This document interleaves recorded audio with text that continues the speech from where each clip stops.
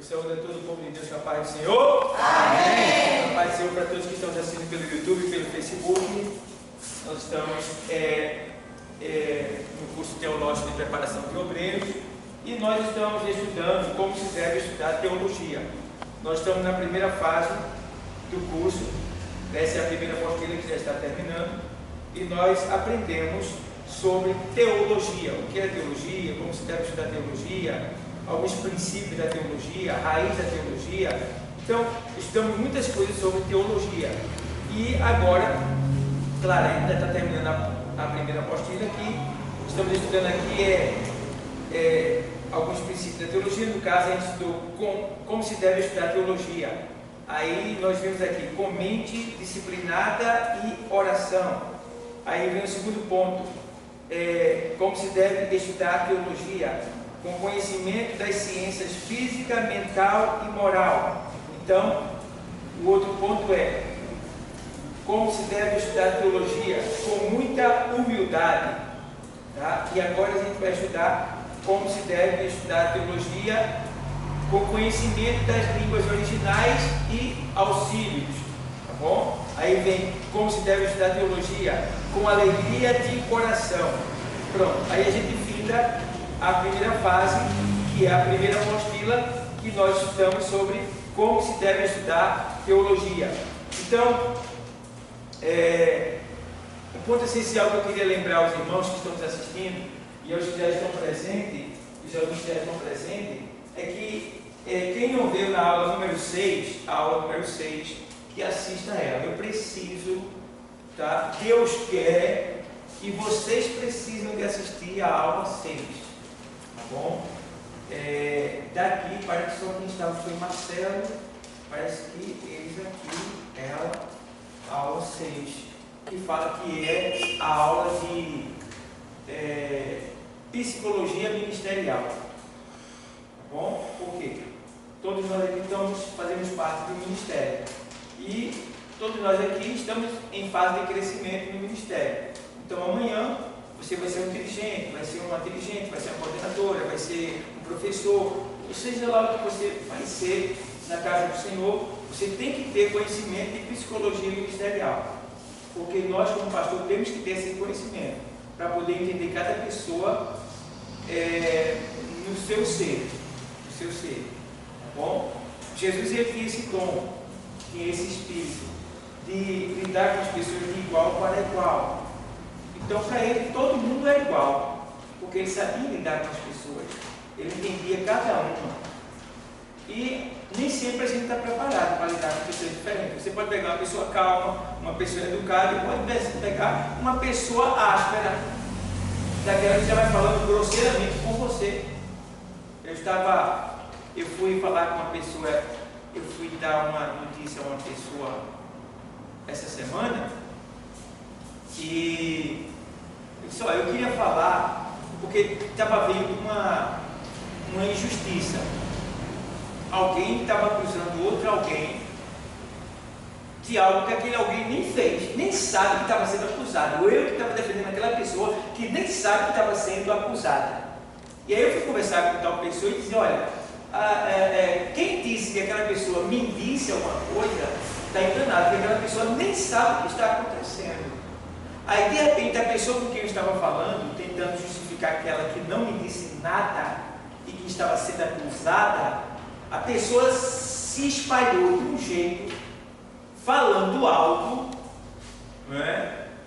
gritando, expondo o pecado daquela pessoa que estava sendo injustiçada, quando aquela pessoa até praticou aquele pecado antes de ser crente, agora mais não.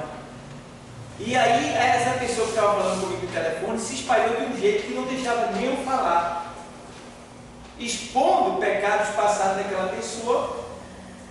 E o que foi que eu fiz? Eu só falava o nome da pessoa com quem eu estava falando no telefone.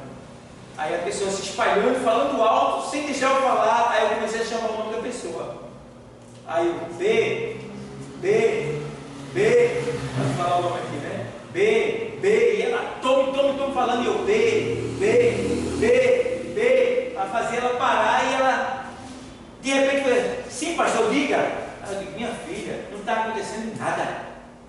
Isso foi por coisa na cabeça daquela pessoa que achou que aquela outra pessoa falou dela, mas não aconteceu nada, ninguém falou daquela pessoa, ninguém falou de ninguém, aquela pessoa simplesmente achou que isso aconteceu e explodiu, foi embora, mas não aconteceu nada, entendeu, filho? Aqui todo mundo ama essa pessoa, ninguém falou nada, tá todo mundo preocupado, admirado, o que foi que aconteceu, porque na verdade não aconteceu nada, mas aquela pessoa tem como se tivesse acontecido. Veja, a psicologia, pá, você tem que saber trabalhar com a situação. E aí depois, com muita situação, aquela pessoa assim, ah, tá, pastor, tá bom, ele também me ama, ele também ama você, tá certo, tá bom, mas pronto, acabou o negócio. Mas, se fosse outra pessoa, do jeito que ela se espalhou, estava difícil o negócio. Então você tem que estar preparado para tanto receber o amor, como receber uma pancada. E você vai ter que agir de maneira igual com todos eles. Entendeu? Então a psicologia ministerial é importante principalmente para o ministério, para aqueles que são líderes. Principalmente e também obrigatoriamente. Porque infelizmente nós colocamos muitas pessoas, às vezes por causa da necessidade da igreja, sem estar qualificada. O outro ponto é que muitas vezes as pessoas que foram colocadas sem estar qualificadas não valorizam a sua chamada, a sua oportunidade que está tendo de liderar e não procura crescer no conhecimento. Entendeu? Por quê? Se eu te coloco como dirigente, você vai ter que procurar saber como dirigir, aprender princípios, métodos, táticas, técnicas, pedir a Deus sabedoria para você dirigir.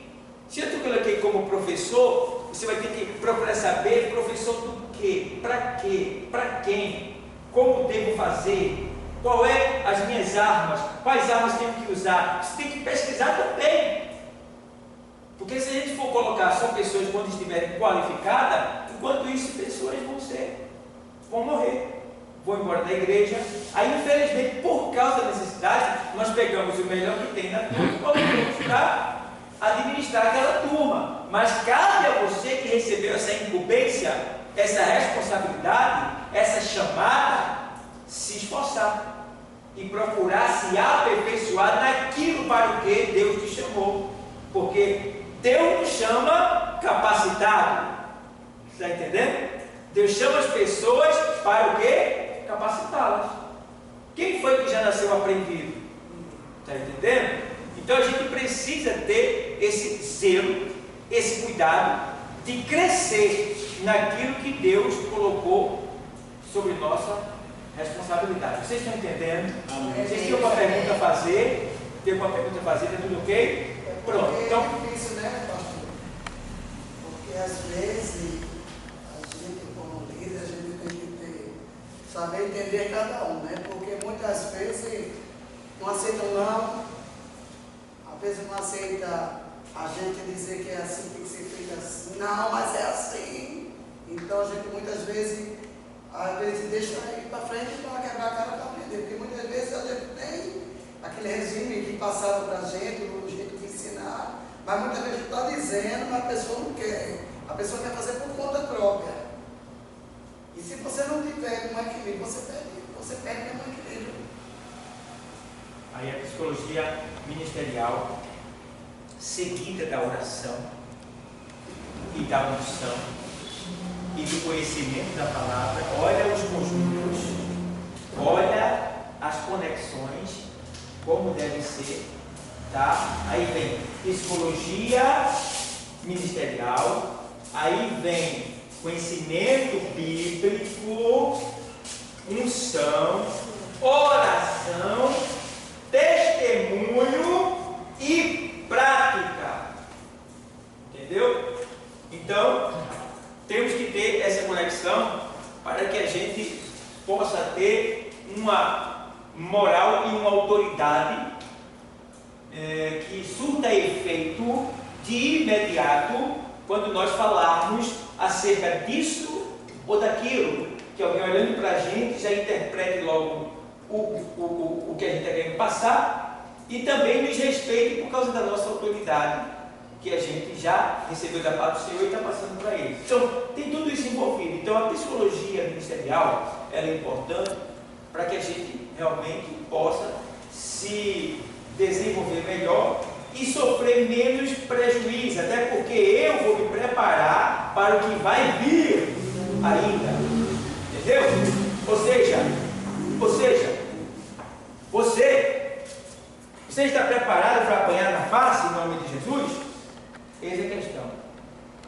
Você pode estar na igreja e alguém do seu lado que parece ser crente, que vive com você, não gostar de algo, alguma coisa parecida, tá? Ou você for repreender ele, ainda que em particular, mas essa pessoa é tão carnal que de repente possa até lhe agredir. E agora? Você está pronto? Talvez não esteja. Então, sabendo que isso pode acontecer, você já tem que se preparar como se isso já tivesse acontecido. Isso é psicologia. É você se preparar hoje para o amanhã. É você fazer acontecer hoje que ainda não aconteceu. Ou seja, amanhã eu, como pastor, posso apanhar por dizer para alguém: arruma a tua casa porque tu vai morrer. E agora? Está na Bíblia. Tu vai morrer. Aí o familiar dessa pessoa pode partir para cima de mim. E partindo para cima de mim, eu vou apanhar. Entendeu? E eu estou preparado para apanhar? Eu estou preparado para apanhar, pessoal? Será que eu estou? Então, sabendo que isso pode acontecer, como eu vi acontecer com os profetas, tudo que aconteceu com eles vai acontecer com a gente também, porque aquilo ali é um quadro, digamos assim, é uma revelação antecipada do que vai acontecer com a gente. Entendeu? Você vê que tudo que aconteceu no passado, a gente vê dentro da igreja hoje. A gente vê dentro da igreja. Então a gente precisa ter cuidado e se preparar para o amanhã. Por exemplo, eu costumo sempre dizer assim, ó pessoal, é difícil eu demorar quando eu vou num hospital ou no médico, é difícil eu demorar. Deus sempre me dá graça. Por que Deus me dá graça? Porque antes de eu ir para lá, eu já oro por lá. Eu já estou orando pelo hospital. Quando eu me ajoelho, eu entro na UTI, mostro a Deus, peço para Deus dar graça, saio de lá, vou na emergência, peço para Deus ali fazer assim, aí passo no corredor, aí saio de lá, vou para os presídios, entro nos presídios, vejo aqueles caras mal, aponto para Deus, digo para Deus: ó Senhor, faz com que a tua palavra chegue até ele, Deus, salva ele. E tem pessoas aí que é inocente, Senhor, tira daí, Senhor, aí vou. Pronto, se eu for parar no presídio, não passo muito tempo lá. Se aconteceu eu comigo, vai ser para eu pregar o evangelho lá dentro, mas eu não vou ficar ali muito tempo. Ou até que Deus faça uma obra, não sei, mas eu estou pronto para qualquer coisa. Entendeu? Então, se eu for parar no hospital, com certeza Deus vai criar a situação e vai me tirar mais rápido dali. Por quê? Eu oro, minha oração já está lá. Quando eu vou para lá, a minha oração que está lá vai me tirar de lá e trazer de volta para cá. Aleluia. Glória a Deus. Esse é o efeito da oração que muitos desconhecem. Por isso é quer para cá, sofre. Está empregado? Qual é o risco de quem está empregado? Ficar desempregado. Qual o risco de quem está empregado?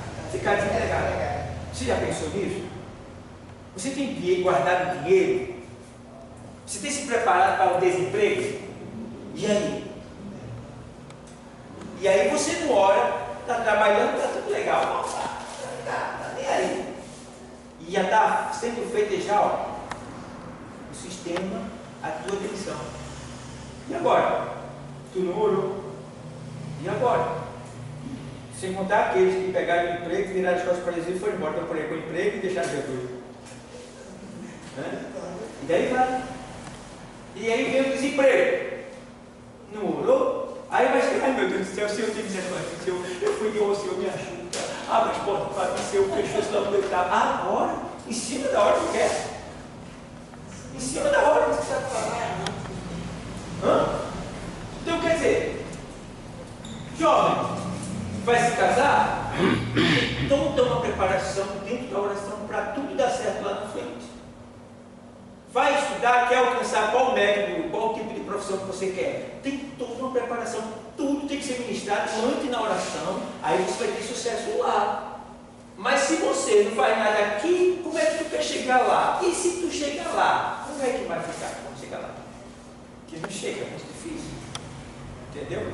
Mas precisamos ter esse conceito, esse cuidado, essa devoção, esse dever de viver a psicologia ministerial, colocar ela, aplicar ela à nossa vida, em nossa vida, para termos, ou melhor dizendo, para sermos um crente melhor. Entendeu? Muitos cristãos não fizeram curso de psicologia ministerial, mas Deus já deu tanta graça a ele que nele mesmo surge aquela graça, né? Que ele tem um manejo, ele não tem conhecimento, mas por causa da graça, ele sabe lidar com a situação. Aí tem um monte de time da igreja, ganha e tal, porque ser crente é aprender a perder para poder ganhar. Não pense que você vai ser crente para ganhar toda, não. O crente verdadeiro, ele perde e fica sorrindo, porque ele sabe que na verdade ele não perdeu, ele ganhou. Entendeu? No Evangelho é assim: eu te peço algo para Deus, eu não estou te pedindo, eu estou te dando. Quando eu digo, estou precisando de uma oferta para mandar para a África, eu não estou te pedindo a oferta, eu estou te dando a oferta. Por quê? Como é isso, pastor? Porque eu estou te dando a oportunidade de seres abençoados, semeando na vontade do Senhor, que é o que Ele quer. Nem a gente está na terra, quem é responsável pelo que Deus tem aqui na terra? Somos nós. Então, se eu cuidar bem do que Deus me deu, eu vou receber o quê? O meu salário, porque o trabalhador é digno do seu salário. Está entendendo? Mas o povo está apanhando por essa razão. É por isso que é muito desajeitado, deixando o cargo, indo embora da igreja, trocando de igreja. Eu já falei várias vezes que eu até entendo quando alguém troca de igreja, quando a igreja vive do pecado lá. Quando há uma perseguição ao extremo que não deixa você crescer, você se desenvolver, feito meu professor Samuel, ele era professor, teólogo, e na igreja onde ele estava, que é uma grande denominação aqui de Recife, ele não podia dar aula. Não podia dar aula, porque não deixava. Aí eu digo para você, ele vai fazer o que ali? Vai ficar ali para quê? Então ele foi para a nossa igreja lá no Rio de Janeiro, e lá ele começou a ter oportunidade, deu aula lá, formou obreiro lá. Aí depois, porque ele já era um pouco idoso, aí ele faleceu, ele morreu, por causa de uma diabetes que ele tinha. Mas não dava oportunidade onde ele estava. Quer dizer, se você tem vontade e não tem oportunidade, ou você ora para que isso aconteça, ou você vai para uma igreja que você tem oportunidade. Entendeu? É assim que eu falo. Não se deve sair da igreja. Mas se Deus te deu algo, tu não pode usar naquele lugar, tchau, irmão. Tchau. Você já pensou? Tem umas igrejas aí que eu passo, que a gente caiu pela janela de tanta gente.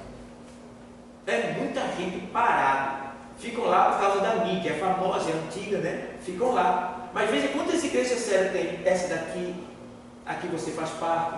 Quantas igrejas sérias tem precisando de pessoas para trabalhar, fazer a obra, e a gente sofre.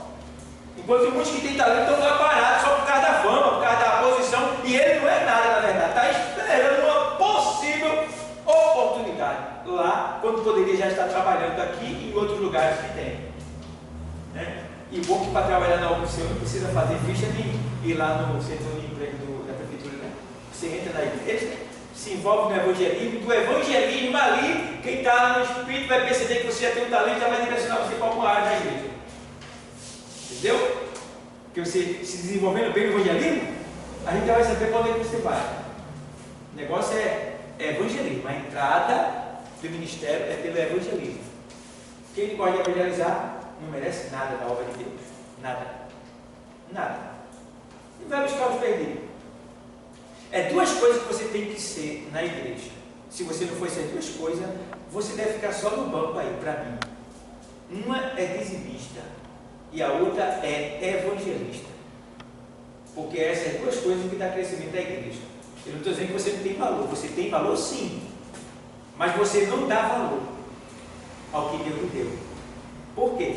Com o meu dízimo, eu mantenho a igreja aberta para buscar vidas e manter elas e avançar na obra missionária. E com o meu serviço, eu busco vidas, eu salvo vidas, eu liberto vidas lá fora. Então, se eu não faço essas duas coisas, e aí? Eu estou numa igreja que eu não faço nada por ela. Chego aqui, sento, tomo água, escuto a palavra, como e vou para casa. E agora? Foi para isso que Deus me chamou? Foi para isso que Deus te deu o teu salário? Foi para isso que Deus te deu a tua saúde? Foi para isso que Deus te chamou mesmo? Então, quer dizer, a gente precisa, meu irmão, valorizar o que Deus nos deu. Então, eu sempre digo, obreiro, você é dizimista? Amém. Você gosta de evangelizar? Amém. Porque imagina o obreiro vir para a igreja e só fica sentado, só vem para pregar. Só vem para pregar, só vem para pregar. Não serve. Não serve. Não serve. Não é um dizimista e só vem para pregar. Não serve. Entendeu? Então a gente precisa realmente se envolver na obra, pessoal. Certo? Jesus, quem Jesus fez, que sou eu para não fazer? Entendeu? Jesus deu o tributo. Jesus deu o tributo. Ele disse: vai lá, Pedro, lança o anzol, vai vir a moeda, tu tira, paga por mim e por ti. O que é o tributo? O dízimo. Porque lá o tributo é o imposto de César. Mas só que a gente precisa entender uma coisa, eu vou ensinar para vocês. Quando alguém falar sobre o dízimo, dizer que o dízimo é proibido, não é para dar, meu amigo, seja bem claro com ele. Tá? Olha, qual é a moeda do Brasil? Real. Qual é a moeda dos Estados Unidos? Dólar americano. Qual é a moeda da África? Medical. Qual é a moeda da Espanha? Euro. Qual é a moeda da Argentina? Peso. Então todas as nações têm uma moeda. Não é isso? Nós somos uma nação ou não somos? Veja aí, nação santa. Epístola de Pedro. Lê aí para a gente. A gente vê que, vamos lá. 1 Pedro 2 e 9. 1 Pedro 2 e 9. Diz assim: vocês, porém, são geração eleita, sacerdócio real, nação santa, povo exclusivo de Deus, para anunciar as grandezas daquele que os chamou das trevas para a sua maravilhosa luz. Certo? Então nós somos uma nação santa. Nação santa. O que é nação? O que é nação? País. Certo? Nós somos uma nação santa na terra. Toda nação tem a sua o quê? Moeda. E qual é a moeda da nossa nação? O dízimo. O dízimo é a moeda da nossa nação. É com essa moeda que o reino, que a nação é movimentada. Entendeu? E qual é o salário dessa nação? Galardão. Entendeu? O que você paga é dízimo. O que você recebe, galardão. Entendeu? E para você entender. Deu para você entender uma coisa? Deu para entender uma coisa? Porque o pessoal quer meter o pau no dízimo, né? Porque onde é que tem no Novo Testamento? Muitos não querem aceitar, mas tem. O Senhor disse: olha, vós dá o dízimo do coentro, do cominho, do endro, né? Aí o Senhor diz mais adiante, parece que é Mateus 12, que fala sobre e omitir, não poderia, não. Deixa eu ver se ele diz assim: você dá o dízimo e nega os princípios da lei, a obediência à lei. Deveriam fazer isto e não omitir aquilo. Ou seja, eles deveriam dar o dízimo que ele dava, mas não omitir, não negar, não desobedecer a lei do Senhor. Quero que o Senhor queria dizer ali que eles davam o dízimo, mas eles estavam fazendo já o suficiente, mas eram desobedientes. Então, uma coisa está ligada à outra. Você pode fazer uma coisa sem fazer a outra. Acha assim? Achei. Mateus, capítulo 23, versículo 23 ao 25, que diz: pois que dais o dízimo da hortelã, do endro e do cominho, e desprezais o mais importante da lei, o juízo, a misericórdia e a fé. Deveis, porém, fazer essas coisas, e não omitir aquelas. Está vendo? Eles cometiam três tipos de pecado terrível. Né? Três tipos de pecado terrível. Que era o qual? Era a misericórdia, né? Mas, Isso. Juízo, misericórdia e fé. o juízo, a misericórdia e a fé. Né? Mas ele dava o dízimo. Mas o Senhor disse o quê? Ei, vocês poderiam sim, né, cumprir com esses três juízos, né? E não omitir as outras coisas, no caso, o dízimo, né? Que vocês dão. Então, para que vocês entendam. E outra coisa, só pode falar de dízimo quem é crente. Amém, seja bem-vindo, está na terra feliz. Aí, outra coisa que você tem que entender é que quem não é da nossa nação não pode falar do nosso dinheiro. Amém. Está entendendo? Quem não é da nossa nação não pode falar da nossa moeda. A pessoa vai falar de dízimo. Você é cristão? Não. Então você não tem direito de falar. Não, mas se alguém vai falar, não, quem roubou vai dar conta. Agora você não pode falar nada. Já cala logo. Por quê? Porque ele não é daqui da nossa nação. Ele faz parte de uma nação do Brasil. E tem direito de falar do real. Mas o dízimo não. Porque o dízimo é da minha nação, a nação que eu faço parte, a nação santa. Entendeu, pessoal? Amém. É isso aí. Então você tem dois pontos para calar a boca dele. Um é a moeda da sua nação e o outro é deixar bem claro que ele não é desse povo. Então ele não entende nada do que ele está falando. A gente fala do que entende. Você não entende dízimo? Eu entendo que dízimo é obra da lei, não sei o quê. Até nem sei se eu quero falar para mim, ele quer batalha. Porque o dízimo não é uma obra da lei, vem antes da lei, vem antes de Abraão, bem antes vem. E essa foi a moeda adotada pelo Senhor para o tempo da lei, porque tinha que ter uma moeda, tem que se falar de finanças. E a finança do reino, ele usou o nome atual. Até porque, pessoal, o Moisés,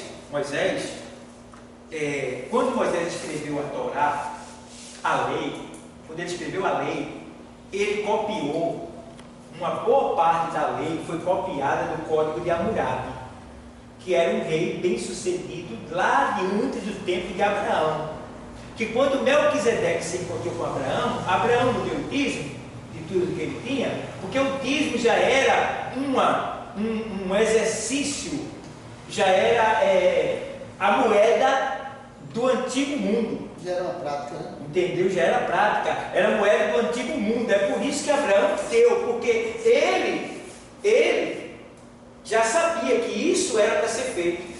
Entendeu? Então a moeda, a nação do antigo mundo era o dízimo, mas não era o dízimo sagrado, era o dízimo no sentido denominativo, não, é no sentido de nome, digamos. Ele usava esse nome, essa moeda, 10ª parte. Entendeu? Então, todo mundo no mundo antigo contribuía com a 10ª parte que tinha para que os reinos pudessem se suportar. Entendeu? Então, é isso que acontece. O dízimo é uma moeda que vem antes, que foi usado por Moisés para se administrar a área, para que a área financeira fosse administrada. Você vê que tem um tempo que quando Moisés vai construir o templo, trouxeram tanto dinheiro que ele disse, basta, não traga mais, que já tem muito ouro, muita prata para construir. Salomão também fez. Está entendendo? Então você vê por aí que era uma... Porque, se fosse Deus que tivesse estipulado o dízimo, entendeu? De certa forma, ele não ia mandar o povo parar, o povo tinha que trazer o que devia a Deus, era de Deus. Dar a Deus que era de Deus, ainda que sobrasse, ele fazia lá um celeiro lá para guardar. Mas veja que Deus permitiu sim, que a 10ª parte fosse trazida para ele, mas ele não falou 10, ele falou as primícias. De certa forma é as primícias. As primeiras coisas é para mim. Aí Moisés vai e estipula aquilo ali como dízimo, que é a 10ª parte de daquilo que você conseguir, daquilo que você tiver. Que na verdade é a primícia, você tem que tirar primeiro. Então, veja, quem não é dessa nação não pode falar de dízimo. O engraçado é que esses que fala contra o dízimo, eles tiveram de ajuda, mas só que ele fala do dízimo, mas fica uma urna lá para que o povo da igreja, coloque lá. Coloca dinheiro e coloca mais do que o dízimo. Ele bate em cima do dízimo, mas as ofertas dos irmãos e o dízimo está lá. É. E ele recebe. E muitos deles você termina pagando mais do que o dízimo. Com certeza. E muitos deles, se você vê o neopentecostalismo, tem leilão de oferta. Quem pode dar 1.000? Quem pode dar 10.000? Isso é o quê? Isso é um estupro espiritual. Porque você está dando até o que você não tem. Quantas pessoas pegam aquele envelope para dar? Entendeu? E dá o que não tem.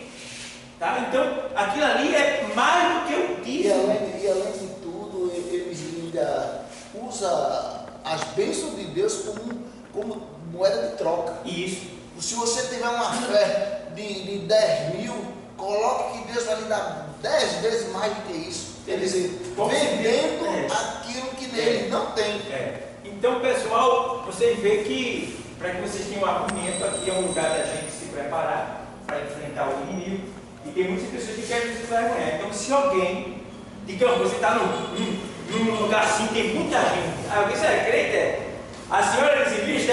Aí você faz com muito prazer. O senhor não paga seu imposto, não? O senhor sonega imposto, a Receita Federal? Por que o senhor não sonega? Porque a Receita Federal faz parte do nosso país, o Brasil, não é isso?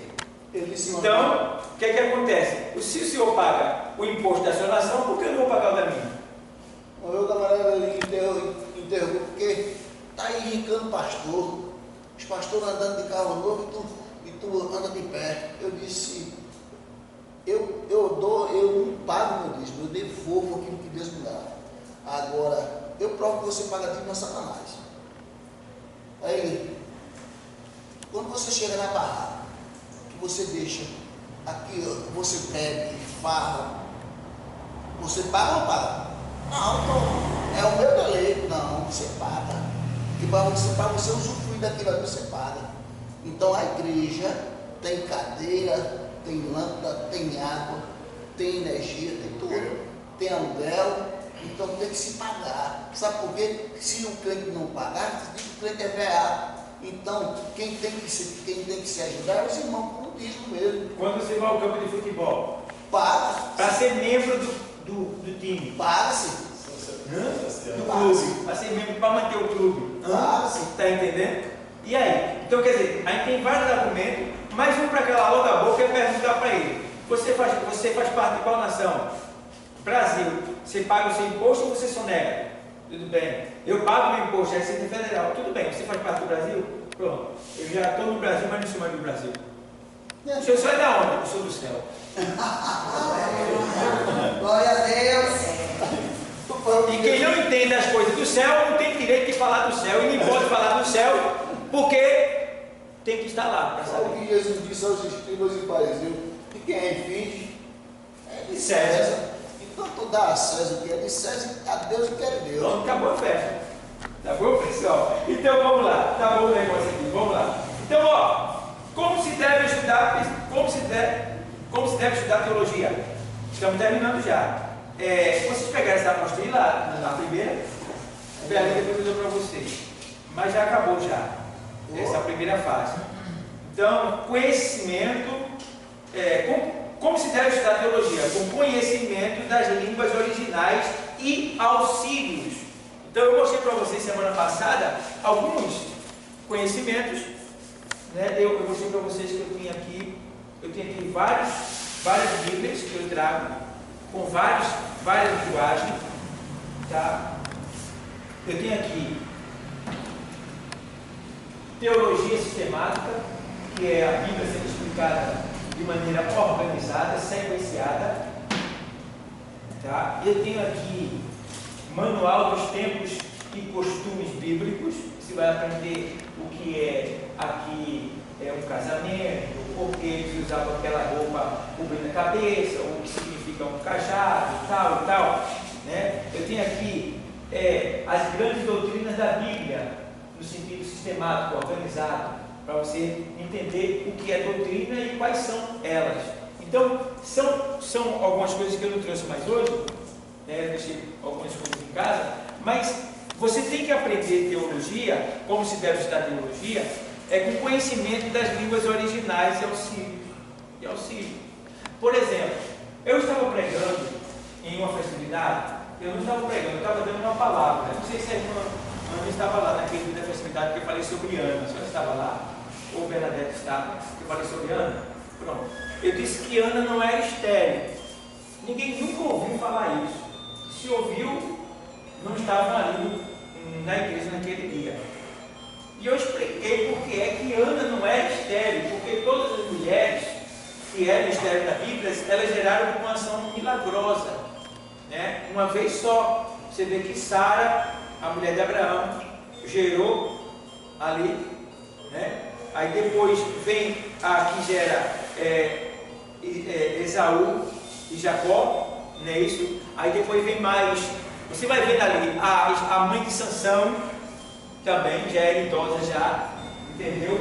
Vem a mulher de Zacarias, que gerou João Batista, né, também. Então você vê que os estéreis, eles geraram uma vez por uma ação milagrosa do Senhor, com um propósito. Sara, entendeu? E Isabel de Zacarias também, né? É mistério. Mas Ana, a Bíblia não diz que ela era estéril. Quando a Bíblia fala que ela era estéril, isso aí é a linguagem, a tradução. Porque na verdade ela não era estéril, ela estava estéril. Por que ela estava estéril? Porque o texto diz que Deus havia cerrado a sua madre. Então ela estava fechada por uma ação divina para um propósito. Mas veja que depois que ela concebeu, depois do que aconteceu, o que Deus queria, ela gerou vários filhos. Certo? Então, ela casou-se com 20 anos, né? Ficou 13 anos estéril, gerou com 33 anos de idade a Samuel, devolveu ele para o templo, porque Deus estava querendo um profeta, né, para o templo, e não só um profeta, porque Samuel era um tipo de Jesus Cristo. Samuel ele era profeta, sacerdote e juiz. Juiz, sacerdote e profeta. E não foi rei porque não quis. Porque quando o povo escolheu Saul, Deus preferia que tivesse escolhido ele, de certa forma. Mas ele não foi rei. O povo pediu para que ele arrumasse um rei. Não é isso? Então o que acontece? Ele não foi rei, que Jesus é rei, né? Mas ele teve ali, ele foi chamado ali e ele tinha as qualificações para esses 4 ministérios: ministério de rei, ministério de sacerdote, ministério de profeta e ministério de juiz, que todos eles ele exerceu com excelência. Então Samuel era um tipo de Jesus, entendeu? Então Deus queria trazer Jesus, um tipo de Jesus, para habitar no templo, ó, entendeu? Para que o templo ali tivesse um homem que fosse fiel. E você vê que quando Jesus veio, foi fiel, não foi? Entrou no templo, viu coisa errada lá, ele, né? Assim era Samuel também. Então Samuel cresceu ali e tornou-se o quê? Um homem que não aceitava o pecado, ele matava. Quando ele chegava num lugar que tinha um sacerdote pecador, ou alguém pecador, ele pegava e torava o pescoço e enfiava a espada na hora, matava. Quando ele chegava no lugar, o povo tremia. O que é que ele vem fazer aqui? É de paz, a vida dele é de paz? Ficava com medo assim, aí ele vem sacrificar e todo mundo. Porque eu ficava aliviado. Porque quando ele chegava, se tivesse coisa errada, ele passava a espada, matava. Então, Samuel era um tipo de Deus na terra, um tipo de Jesus Cristo na terra, entendeu? Que exercia o que Deus queria, ele fazia o que Deus mandava. Ele não voltava atrás não. Você vê que pelo fato de Saul não ter feito o que Deus mandou, ele foi lá, terminou de fazer, matando ali, né? Que tinha de matar. E Saul perdeu o sacerdote dele ali, porque ele também desobedeceu o Senhor. E naquele momento teve o reino dele rasgado, porque rasgou as vestes de Samuel. E daí vai. Então, eu expliquei de toda a explicação que está lá gravada, né? Está lá gravado, sobre essa questão de Ana. Eu estava estudando mês passado, eu tenho isso guardado, e isso aí está na Bíblia, só que não está na nossa Bíblia, que a gente usa de costume, está em outra Bíblia. Ló só não tinha 2 filhos que saíram com ele, não. Ló tinha filhos e filhas que estavam casados dentro de Sodoma, possivelmente os filhos dele eram homossexual, suas filhas também eram casadas e tinha 2 virgens. Mas na nossa linguagem o tradutor colocou uma pista que, se você tiver no Espírito, você entende. Quando o anjo fala com ele para sair da cidade, ele diz: pega as tuas filhas que estão contigo aqui. São poucos. Na casa dele. Está entendendo? Na casa dele. Pega as tuas filhas que estão contigo aqui. Aí perguntaram: por que os filhos dele não veio? Porque logo tinha 100% de autoridade. Querendo ou não, ele tinha um pouco de ele não tinha 100% de autoridade. Entendeu? Pelo fato de ele morar lá e tal, tinha algumas coisas que a turma debochava. E quando ele foi buscar seus filhos, seus outros, ele era tipo de pai moderno. diz o texto que eles banalizaram ele. Entendeu? Não acreditaram. Aí ele saiu. Aí por isso que ele demorou a sair, porque os outros não queriam vir.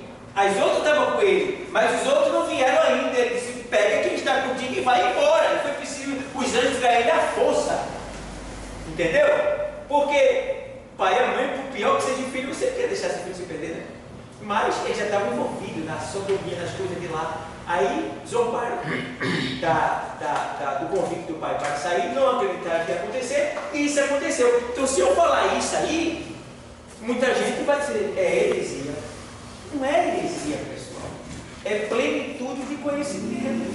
É estágio de conhecimento. E como a gente pode provar que isso é verdade, pastor? Isso existe. Eu tenho aqui uma Bíblia chamada Peshitta. Isso que eu estou falando agora está escrito nessa Bíblia daqui, ó.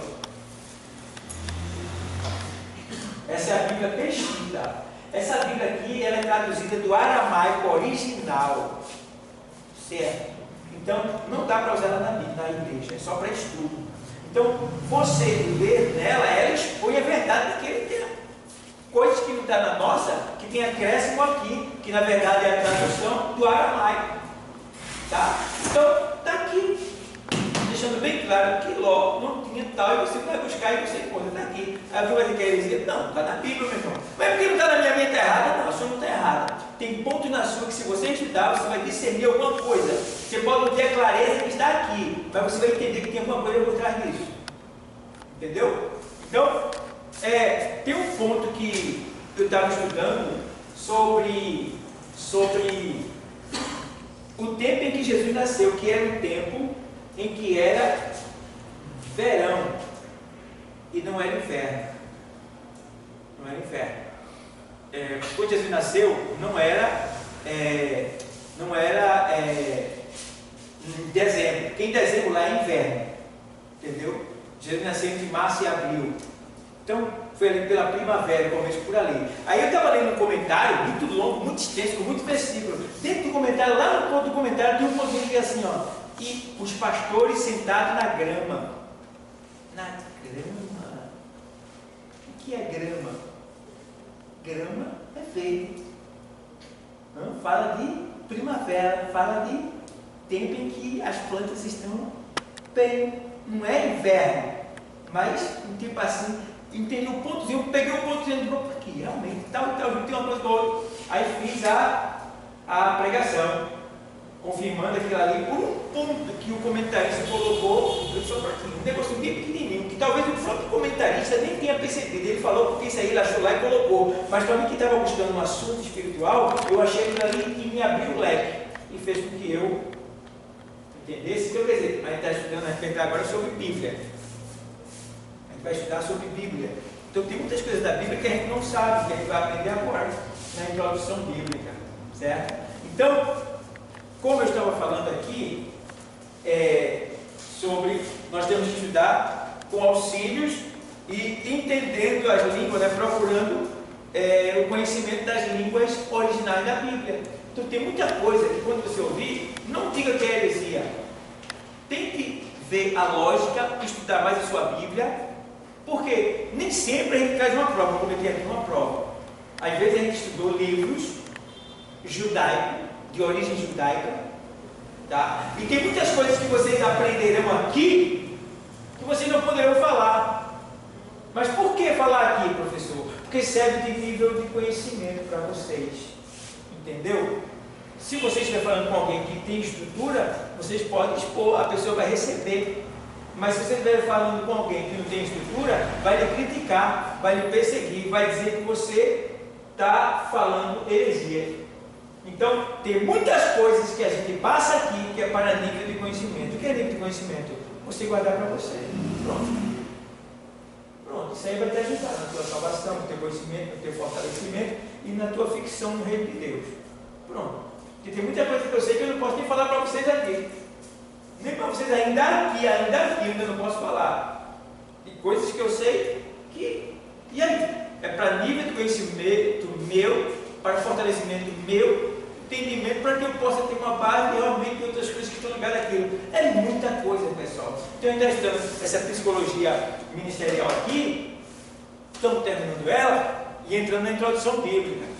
Então, temos que ter zelo e buscar conhecimentos nas línguas originais, tá bom? Quem tem dinheiro, investe em livros judaicos, investe na Torá explicada, isso é muito bom mesmo. Quem não tem dinheiro, tem um Google aí, para pesquisar, tá? Tem meios aí de você buscar e aprender mais. Mas vigiando, para não falar coisas que você não tem certeza, tá bom? E auxílios. O que é auxílio? São esses livros que eu mostrei para vocês, muitos livros de auxílio que você tem, tá bom? Quem está entendendo? Então vamos lá. O uso de uma boa concordância bíblica nos ajudará a procurar palavras-chave sobre determinados assuntos, ou seja, resumir versículos relevantes e estudar passagens difíceis. Também ajuda a determinar o sentido dos termos fundamentais das Escrituras e, através das suas conexões com o contexto, a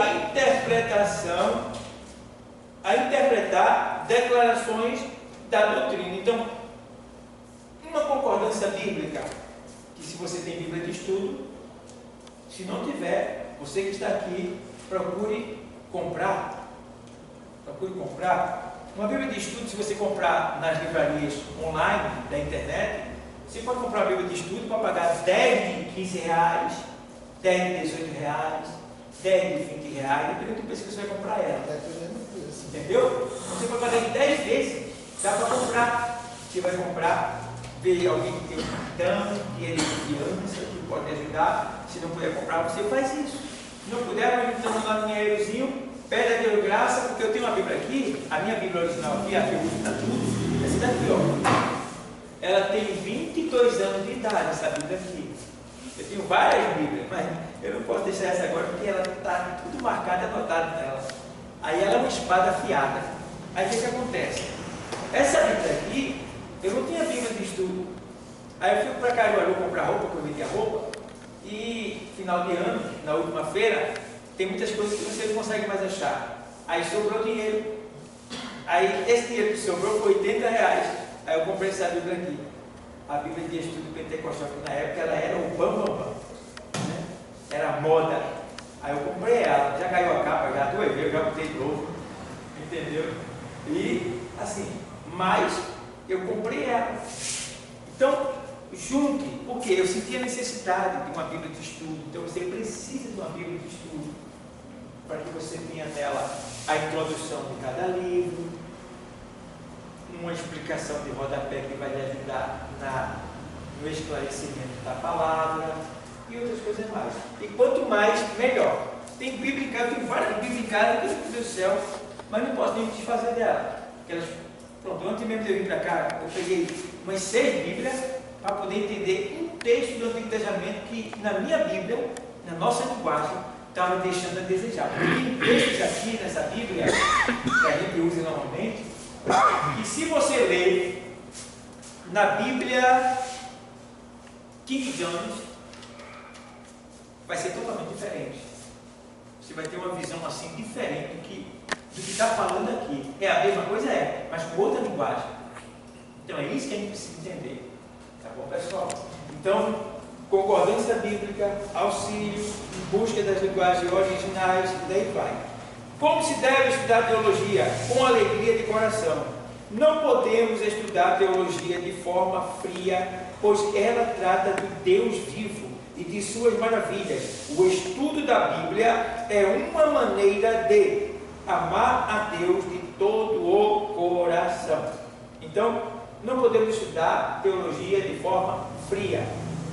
Me lembra muito tempo que tinha pessoas que diziam assim: quem estuda teologia fica frio. Aí eu digo, não fica frio, fica de cara. Você nunca vai ver um estudante de teologia. Você nunca vai ver. Você nunca vai ver um estudante de teologia fazendo isso. Você nunca vai ver. Você nunca vai ver um estudante de teologia que estuda mesmo com devoção, mesmo com amor, ele falando em línguas estranhas alto dentro da igreja sem interpretar. Você nunca vai ver. Então, você vai ficar educado, meu irmão. Vai ficar educado. Você vai estar mais pronto para sofrer muita coisa, porque aqui é uma guerra dentro. É uma guerra. Acontece coisas aqui dentro que você diz assim: nem no mundo eu fui tão perseguido, eu sofri tanto, mas é aqui o lugar da guerra. O Senhor disse: os inimigos do homem serão da sua própria família ou casa. É isso? Mas aqui é a porta do céu. Tem uma pergunta para fazer. O senhor falou sobre esse negócio aí de movimento e tal. Uma vez eu escutei uma pregação de uma pessoa que dizia estar sendo usada pelo Espírito Santo.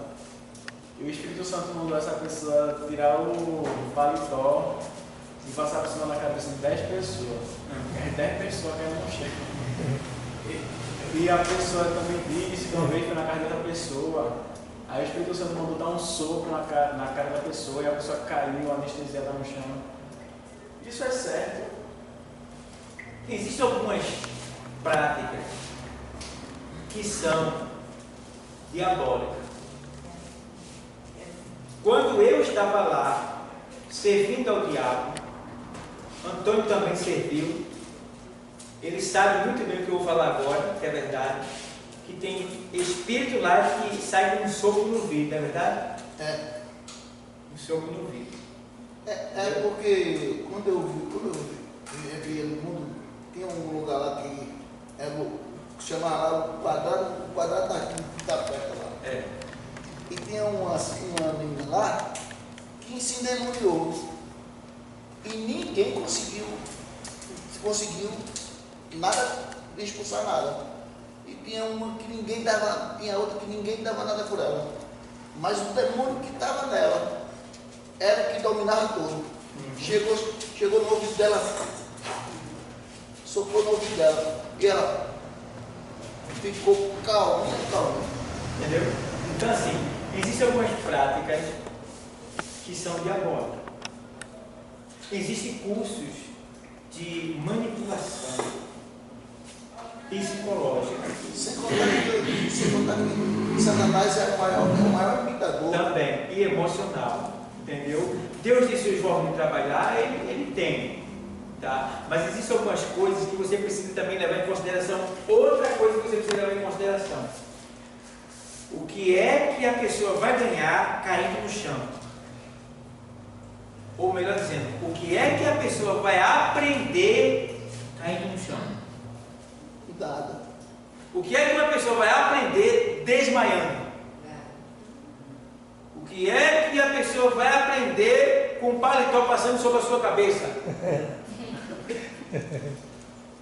Você tem que entender isso daí.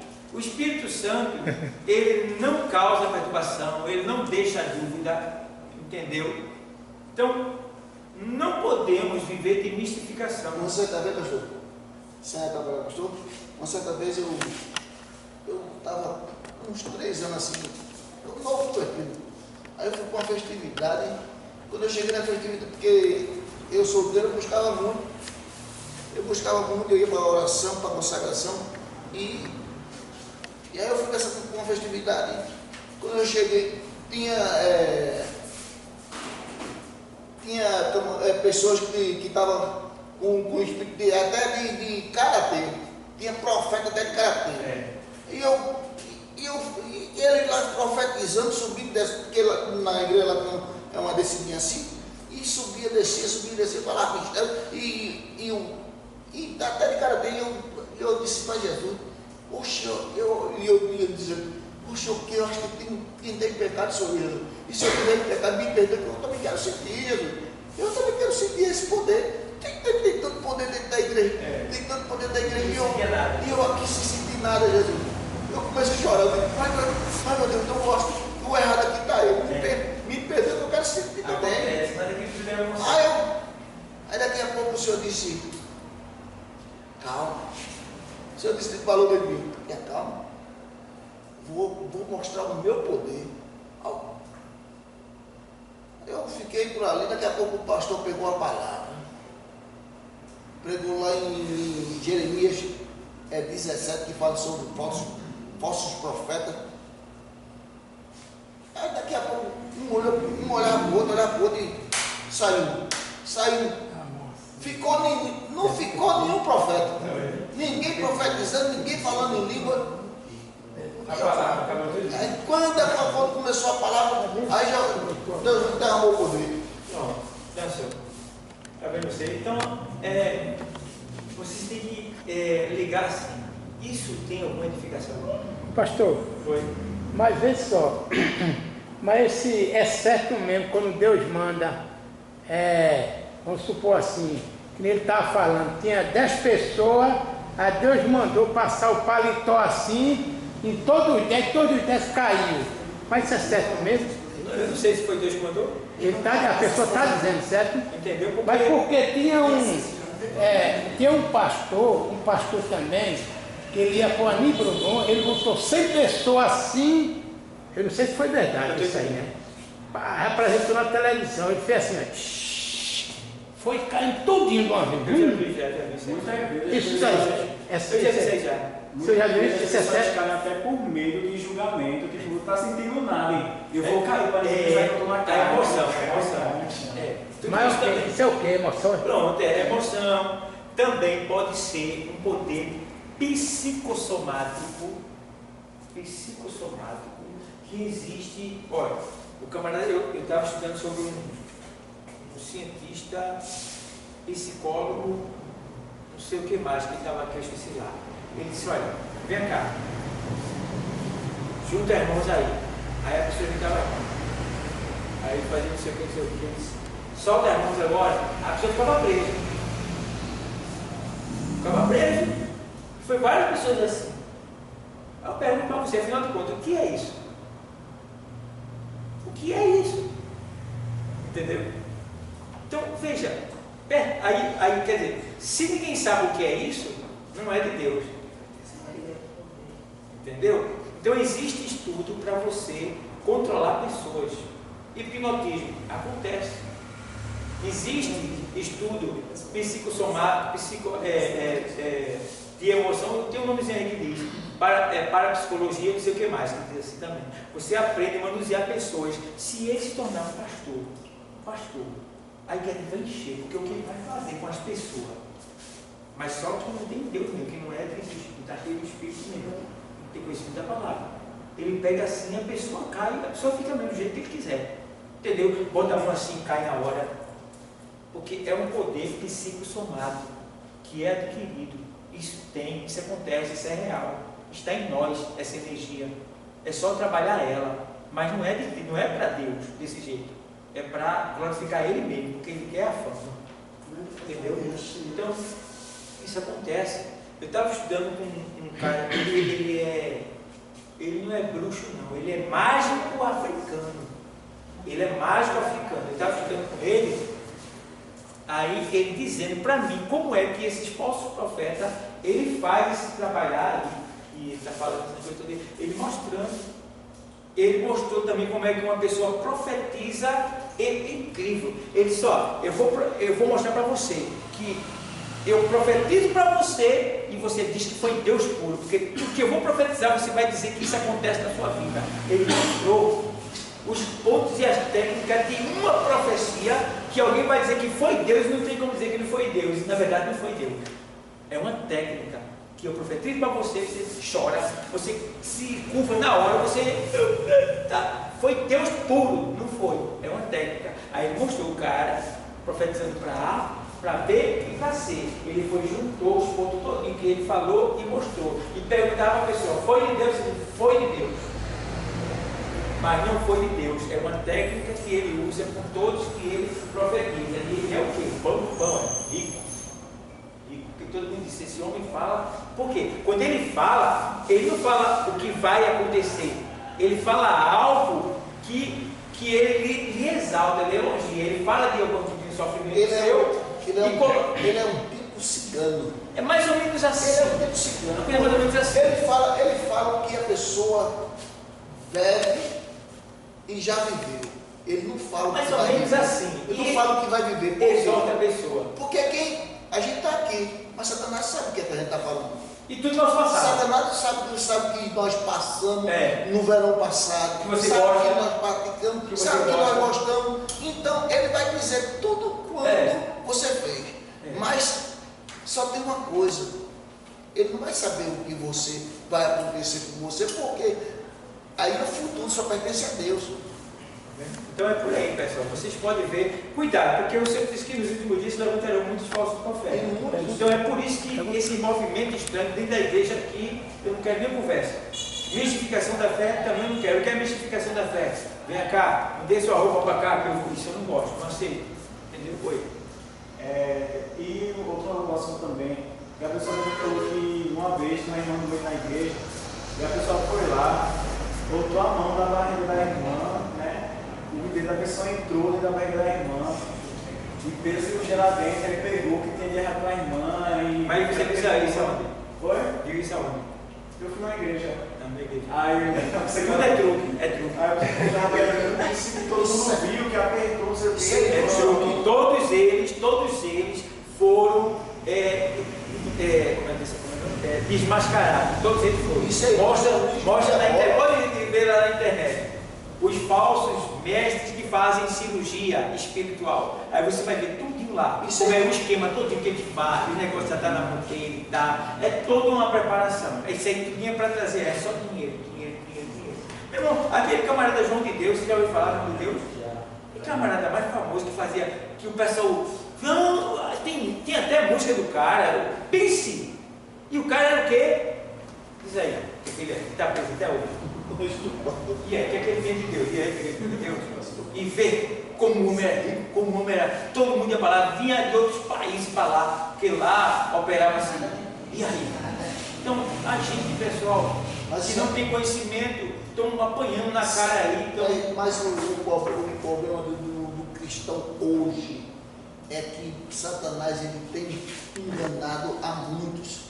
Antigamente, Satanás perseguia os crentes, corria para matar os crentes. Hoje não, Satanás tem estratégia de enganar, iludir e se fazer que é Deus. E muitas pessoas estão chamando Satanás de Deus dentro da igreja.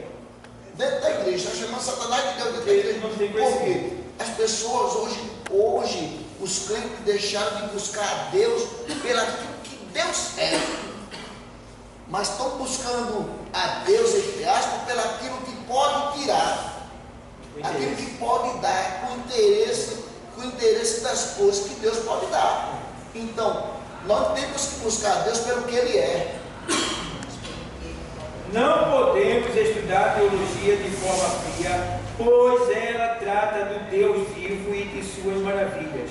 O estudo da Bíblia é uma maneira de amar a Deus de todo o coração, está lá em Deuteronômio 6 e 5, pois seus ensinamentos dão o quê? Alegria ao coração. São grandes riquezas. Veja lá, Salmo 19, 8, 119, 14, lê aí. Salmo quanto? 19, 19, 8.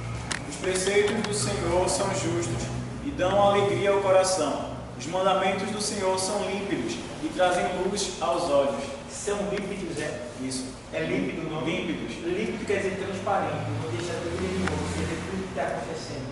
Se tem dúvida no ar, meu irmão, não foi de Deus, né? Entendeu? Se Fizeram- uma coisa que você não entendeu, não viu bem, não foi de Deus. Ô, pastor, Foi. fizeram um evento gospel, aí 119,14. fizeram um evento gospel, aí teve um camarada que estava no júri lá, era um tal de Luiz, ele é cristão, aí ele pediu para, antes de começar o negócio, fazer a oração. Aí a apresentadora disse que não precisava não, que Deus já estava ali já. Eu estava, como é que é? Não precisa começar com oração não? Tudo para Deus tem que começar com oração, falando com ele. Aí já foi. 119,14. 119,14, Salmo diz: Alegrei-me com o caminho apontado por teus preceitos, tanto quanto com muitas riquezas. Alegrei-me com o caminho apontado pela tua lei, pela tua palavra, pelos teus preceitos. Alegrei-me. Ou seja, você se alegra quando Deus te ensina a palavra? Você se alegra com o que Deus está entregando para você? Você está satisfeito? Você aceita? Você se alegra? Porque tem gente que só se alegra quando é profecia de bem, né? De bênção, né? Mas quando é uma correção, não é para mim, não gostei e tal e tal. Então, aí está dizendo, você se alegra, então o salmista está dizendo, eu me alegrei mais com que os teus preceitos me apontam de que com o quê? Com muitas riquezas. De que com muitas riquezas. Por Tá quê? bom? Porque quando aponta os defeitos, você para poder corrigir. Né? Tem que se alegrar para poder se corrigir e não fazer mais. No estudo da teologia, somos levados a dizer, profundidade da riqueza, da sabedoria e do conhecimento de Deus.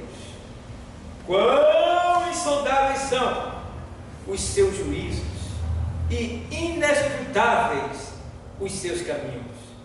Quem conheceu a mente do Senhor? Ou quem foi o seu conselheiro? Quem primeiro lhe deu para que ele o recompensasse? Pois dele, por ele e para ele são todas as coisas, a ele seja a glória para sempre. Amém. Terminamos essa apostila aqui. Então, disciplina, introdução à teologia, concluímos ela. Vamos entrar agora no estudo da disciplina de introdução bíblica. Todos pegaram? Pegou já? Introdução bíblica. Eu preciso pegar. Todos estão no posto já? Pegou já? Introdução bíblica. Introdução bíblica. E a outra? A outra tem que ter o título. A outra. Vou terminar o título. Então, tem ali. Então, pessoal, eu não só trabalho com essa apostila que está na mão de vocês. Vai ser ela e os acréscimos que eu vou trazer. Eu trabalho com assuntos bíblicos e extra-bíblicos, certo? Então eu estudo o que está dentro da Bíblia e o que está fora dela, que fez com que ela acontecesse, com que ela aparecesse, coisas que diz respeito a ela. Então eu vou buscar esses assuntos para trazer para vocês.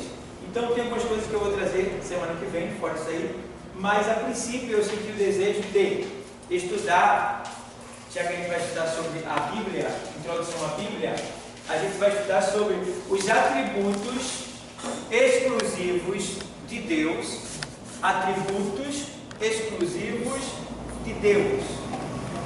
Primeiro, tá? Atributos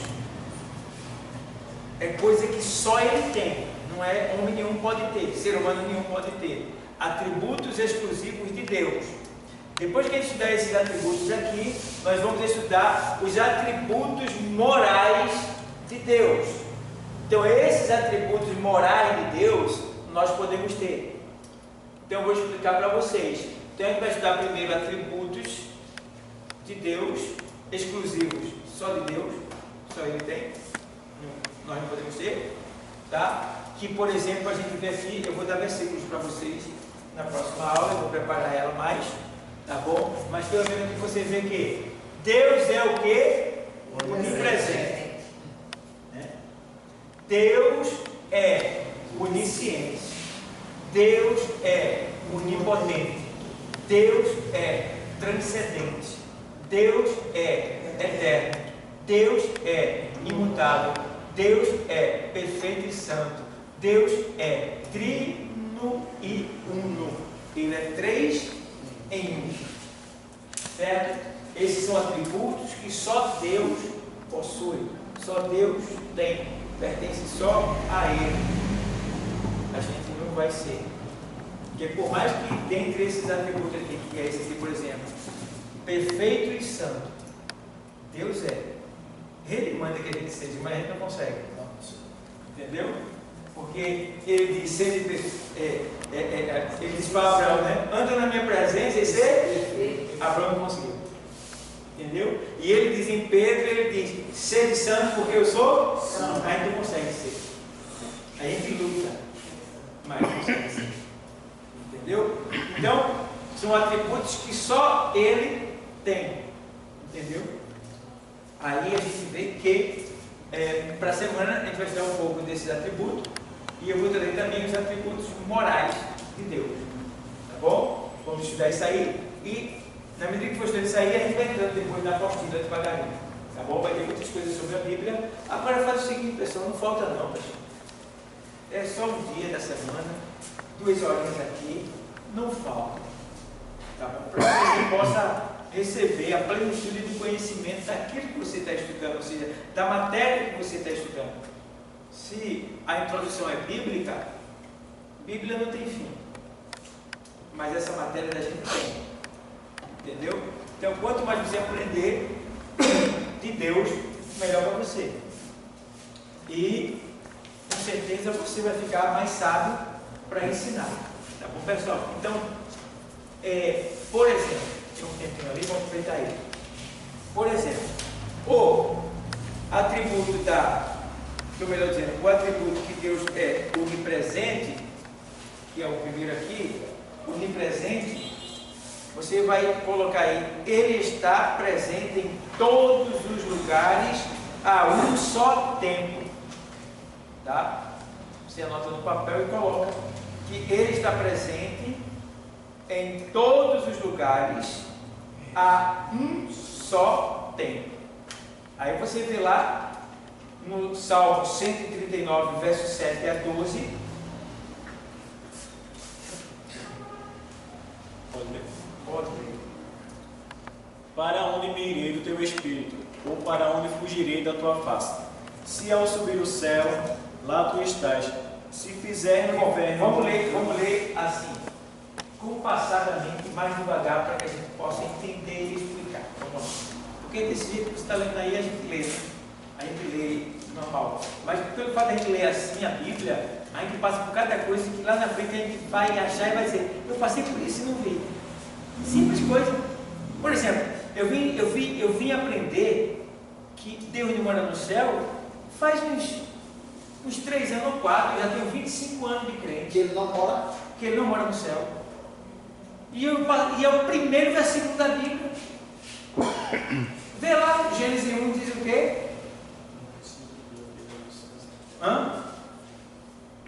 Gênesis 1 diz o quê? No princípio criou os céus e a terra. No princípio, Deus criou o céu e a terra. se ele criou, ele estava onde? É mistério. Se ele criou, ele morava onde? É mistério. Deus não mora no céu. E Salomão deu uma pistinha disso daí. 6:18 de 2 Crônica.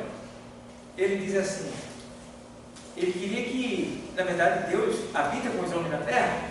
Aí ele disse: ó, essa casa aqui não tem como habitar o Senhor, porque ele diz lá em Isaías que a terra é o escabelo do seu pé. O que é o escabelo do pé? É um cabelo que tu tem que tu nem vê, se tu olhar o olho nu. Então a terra é o escabelo do pé dele. E os céus, o seu assento, o seu trono. Entendeu? Então existe o céu E ele diz aí, no 2 Crônicas 6:18, que o céu dos céus não podem conter a tua glória. Ei, o céu dos... Se o céu dos céus não consegue conter Deus, onde é que ele mora, afinal de contas? Está entendendo? Então, eu vim aprender isso aí, foi uns 4, 5 anos, e eu li a Bíblia já e tal, e várias vezes passei por isso aí, e eu não sabia. Perguntei só, onde é que Deus mora? No céu, é claro. Ô pastor, mas o primeiro homem da face da terra, veja só, o primeiro homem da face da terra foi Adão, foi isso? O primeiro homem na face da terra foi Adão. Biblicamente falando. Antes de Deus vir, antes de Deus, vamos supor assim, que a pessoa de Deus estava onde? Mas existia homem ainda não, ou não? Peraí, vamos direitinho, colocar a palavra direitinho. Como é? Veja só, o primeiro homem Deus fez o céu e a terra e fez Adão do pó, não foi isso? Foi. Aí, antes de Deus, vamos supor assim, antes de Deus fazer o céu e a terra, existia homem ou não? Não. Antes de Deus fazer os céus e a terra, não existia homem. O homem foi a obra-prima do Senhor que foi criada na terra. Entendeu? Mas se perguntarem ao Senhor, vou me alongar mais nisso aí, vou aumentar mais a dificuldade quando alguém lhe perguntar. Se alguém perguntar, sim, Deus criou o homem, e antes do homem ser criado, onde é que estava o homem? De onde é que o Senhor veio?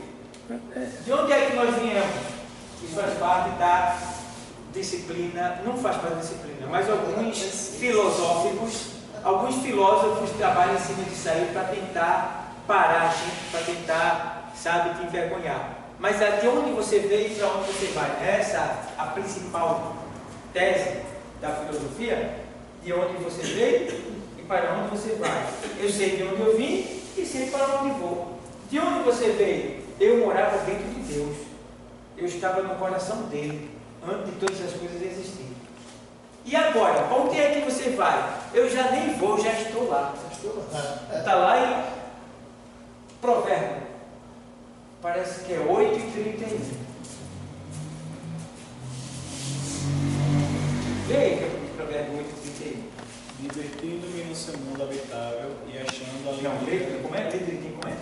Divertindo-me no seu mundo habitável. Se divertindo, né? Isso. E achando alegria junto aos filhos do homem. Isso. Eu vou ler nessa tradução daqui, que ela fala assim, 8:31 do Provérbio. Deixa eu ler aqui para eu vou explicar assim. 8:31, ele diz assim, pessoal, folgando, que é divertindo, ou se alegrando, folgando no seu mundo habitável. Isso aqui é a sabedoria que é Deus, tá bom? Ou Jesus, porque Jesus ele é a própria sabedoria, né? Ele disse, está aqui quem é mais sábio do que, quem lembra? Salomão. E aí vê, folgando no seu mundo habitável e achando as minhas delícias. O que são as delícias de Deus? Nós.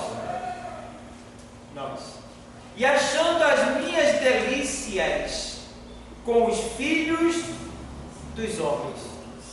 Olha, me alegrando no meu mundo habitável. Aí eu pergunto para você, onde é o mundo de Deus? Habitável de Deus. Onde é que ele está agora? Ele está além da imaginação, além do céu. Ele está lá, nesse mundo habitável. Então, na sua, a gente vai estudar sobre isso aí, na sua onipotência, né? Na sua onipotência, que é um poder além de todos os poderes, que ele está lá na frente. Na sua onipotência, nós que estamos aqui hoje, tem uma parte em Deus que na sua onipotência, que ele já está com a gente lá, salvo, gozando com ele e a gente se alegrando com ele lá. Ei, glória a Deus. Isso aí, a gente está aqui, né? Mas a gente já está lá. Você está entendendo? Então, folgando no seu mundo habitável e achando as minhas delícias, ou seja, gozando do melhor que se tem lá em cima. com os filhos dos homens. Quem são os filhos dos homens? Nós. Está vendo aí? Então, o cara vem perguntar de onde tu veio e para onde tu vai. Eu vim de dentro de Deus.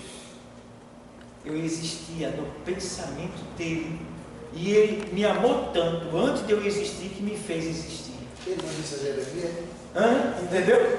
Formasse no ventre da tua mãe, eu já te fui. E essa aí é uma da resposta, porque ele diz para Jeremias: antes que tu fosse gerado ou formado no ventre da mãe, veja, antes dele ser fecundado, onde é que ele estava então?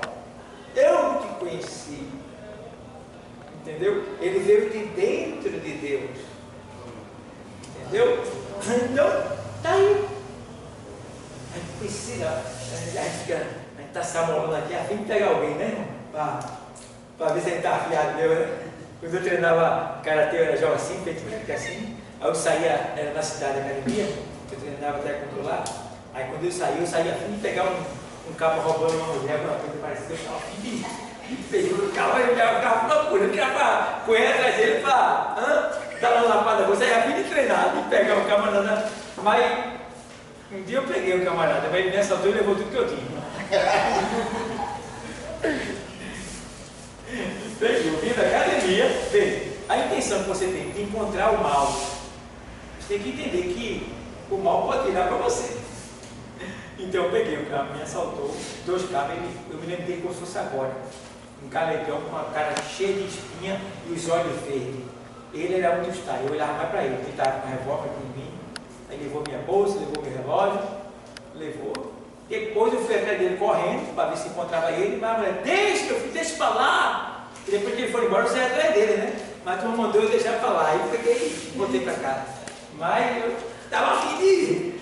Então, quer dizer, a gente está aqui aprendendo, né? Aí a gente fica afim de ir.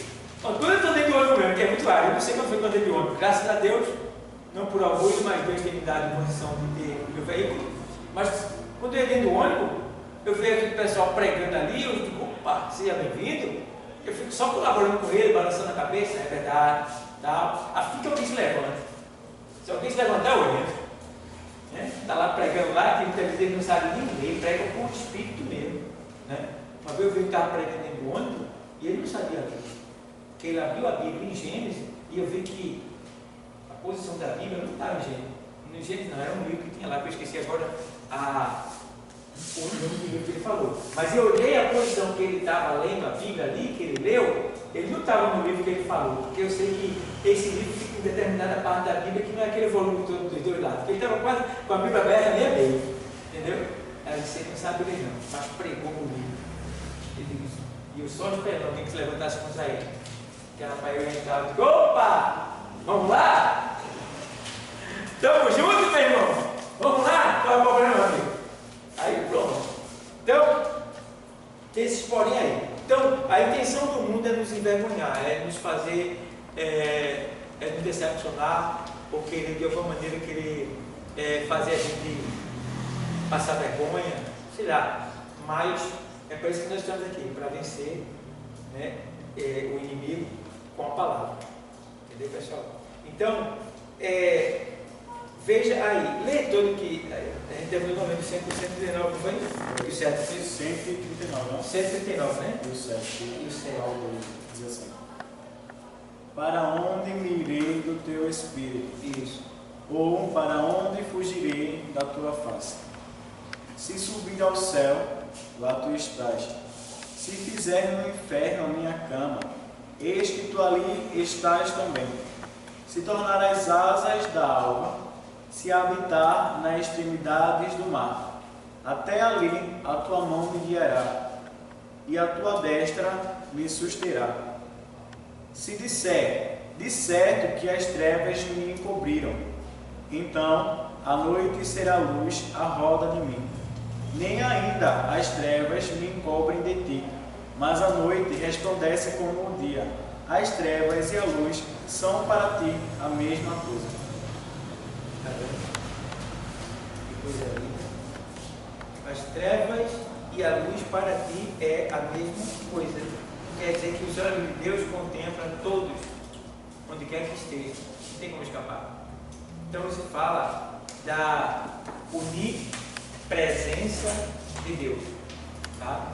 A onipresença de Deus deixa bem claro que Deus está em todos os lugares a um só tempo. Entendeu? Agora entenda. Tem alguém que vai dizer assim: Deus é tudo então, né? Não, Deus não é tudo. Deus está em todo o lugar a um só tempo. Mas Deus não é tudo. Porque eles querem dizer que Deus é tudo. Ah, Deus é a natureza, Deus é o espaço, Deus é isso, Deus é aquilo. Não. Deus está em todo lugar a um só tempo. Por isso que ninguém se esconde dele. O salmista deixa bem claro aí que o camarada disse para mim uma vez que eu estava no trabalho, ele estava no tempo de carnaval, tempo do galo da madrugada, ele disse, se Deus quiser, vou estar lá. Eu vou para o galo, eu disse, Deus não está lá não.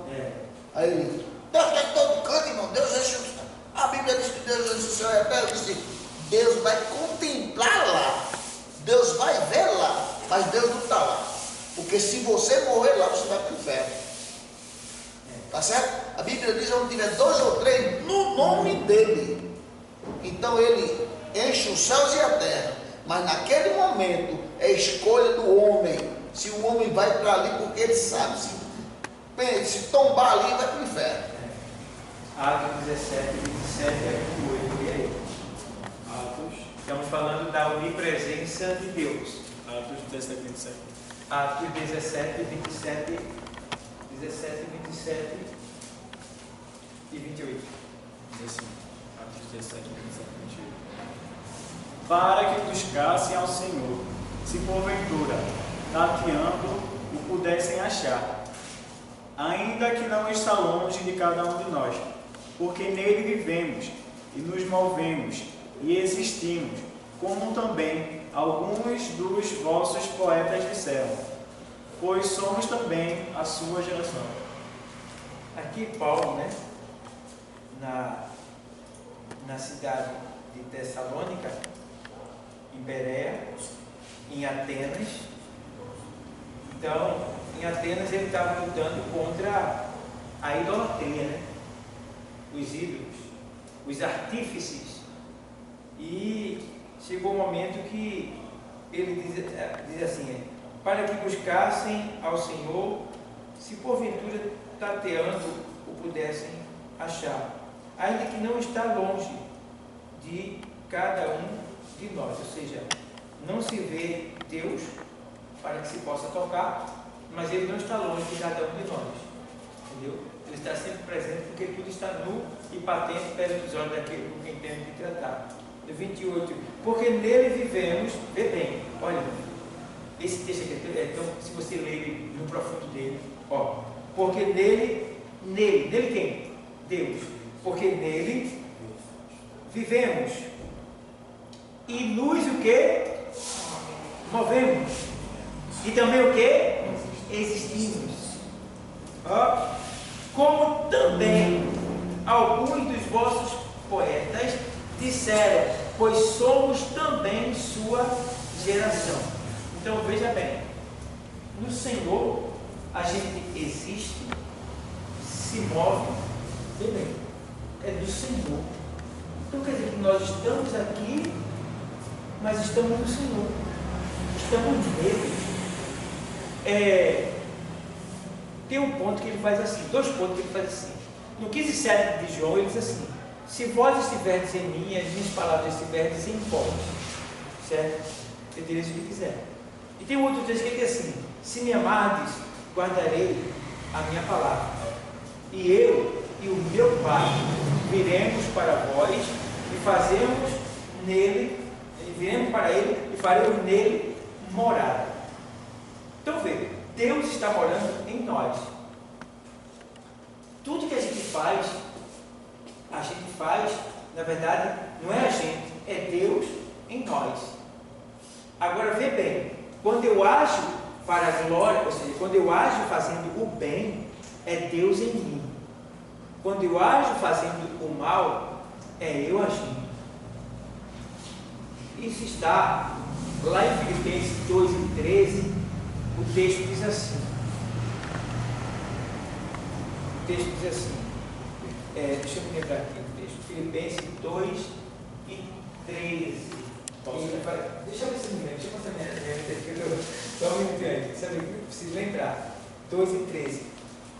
Eita, rapaz, deu um branco agora, eu queria me lembrar. Aí faz assim, vai ler aí, vou ter que ceder.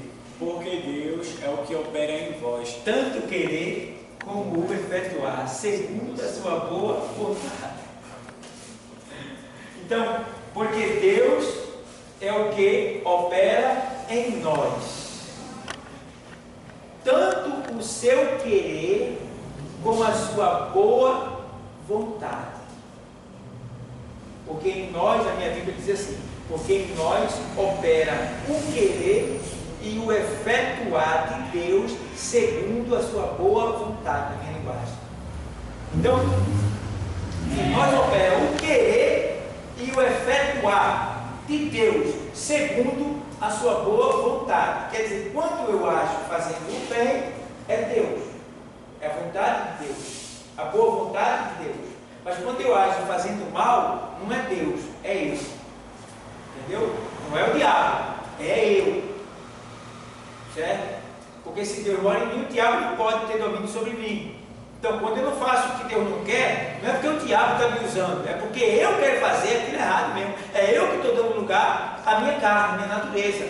Paulo diz que aquilo que eu quero, isso eu não faço, aquilo que eu não faço, aquilo que eu não quero, isso eu faço. Aquilo que eu não quero, isto eu faço. E aquilo que eu quero, isto eu não faço. Todavia já não sou mais eu, mas o pecado que habita em mim. Então, em mim, em nós, habita o pecado. Bebê, por mais que você queira ser santo e perfeito, você não consegue. Entendeu? Então, fica aí essa mensagem para a gente entender que Deus, a gente se move nele, Ele está em nós. A coisa é tão séria, mas as pessoas não estão valorizando, estão deixando de dar lugar para Deus. Aí estão voltando atrás, o prejuízo é grande. Mas que nessa noite a gente aprenda que o Senhor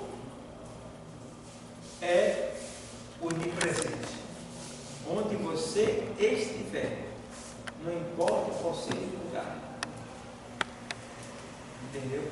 Você, no sentido único, porque ele diz assim: onde estiver dois ou três